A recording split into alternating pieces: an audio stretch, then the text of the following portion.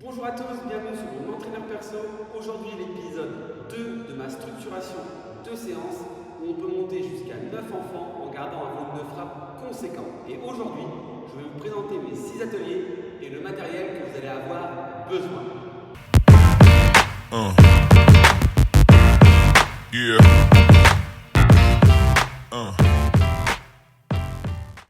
Dans cette structuration de séance, il y a 6 ateliers. L'atelier coup droit, l'atelier revers, l'atelier échange, l'atelier service et retour, l'atelier volley et l'atelier match en autonomie. Donc dès 3 ans, les enfants vont faire des matchs chaque semaine et pourront travailler le coup droit, le revers, l'échange, la volée, le service et le retour. Tous mes terrains sont délimités par des couleurs. Le terrain 1, c'est des couleurs bleues, 2 jaune, 3 rouge, 4 bleu, 5 jaune, 6 rouge. J'ai gardé les couleurs primaires, bleu, jaune et rouge, parce que dès 3 ans, l'enfant est en capacité de connaître le bleu, le jaune et le rouge. Tous les enfants sont placés sur une crêpe. Vous allez voir, je vais vous présenter ça. Elles sont numérotées. Donc l'atelier 1, crêpe 1, 2, 3, service et retour 4, 5, volet 6, 7 et match 8 et 9.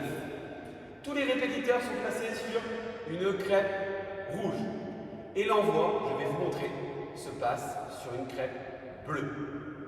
Là, je suis placé sur l'atelier numéro 1, l'atelier coup droit.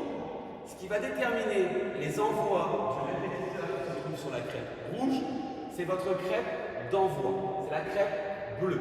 En fonction d'où elle va être placée, ça va déterminer votre règle du jeu. Chaque atelier a une règle du jeu avec un début, une fin, avec un nombre de points à atteindre en fonction de la zone que l'enfant devra toucher. Cette crêpe bleue, le but du jeu, c'est pas qu'elle soit proche de l'enfant pour que l'enfant soit toujours en réussite. Cette crêpe bleue va déterminer le sens de l'atelier que vous voulez donner à l'enfant.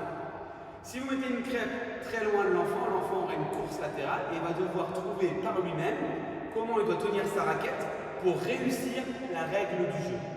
Ça sera pareil en revers, pareil à l'échange, pareil en service et en retour, pareil à la volée et pareil sur le match. Donc la crêpe bleue par exemple, je vais la placer là-bas, l'enfant aura une course latérale pour pouvoir frapper en coup droit. Maintenant, dans cette structuration de séance, chaque enseignant est libre d'y mettre ce qu'il veut. Je parle juste d'une structuration où il y a coup droit, revers, échange, service retour, volée et match. Chaque enfant est sur une crêpe jaune, chaque crêpe jaune est numérotée. Crêpe 1, 2, 3, au service retour vous avez 4 et 5, à la volée vous avez 6 et 7 et au match vous avez 8 et 9. L'enfant, une fois l'atelier terminé, il passera du 1 au 2, du 2 au 3, du 3 au 4, du 4 au 5, du 5 au 6, du 6 au 7, du 7 au 8, du 8 au 9. Les répétiteurs dans l'autre sens.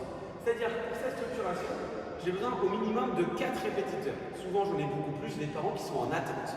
Donc une fois que les parents sont passés au 1, ils doivent passer remplaçant ou à l'atelier de surveillance au 6. Ensuite 6, 5, 5, 4, 4, 3, 3, 2 et 2 et 1. Dans l'autre sens pour pas que les parents puissent avoir leur propre enfant. Parce que si le parent envoie la balle trop loin, l'enfant va dire non, j'y vais pas, t'as mal lancé. Alors que si c'est pas son enfant, l'enfant aura un effort supplémentaire à faire.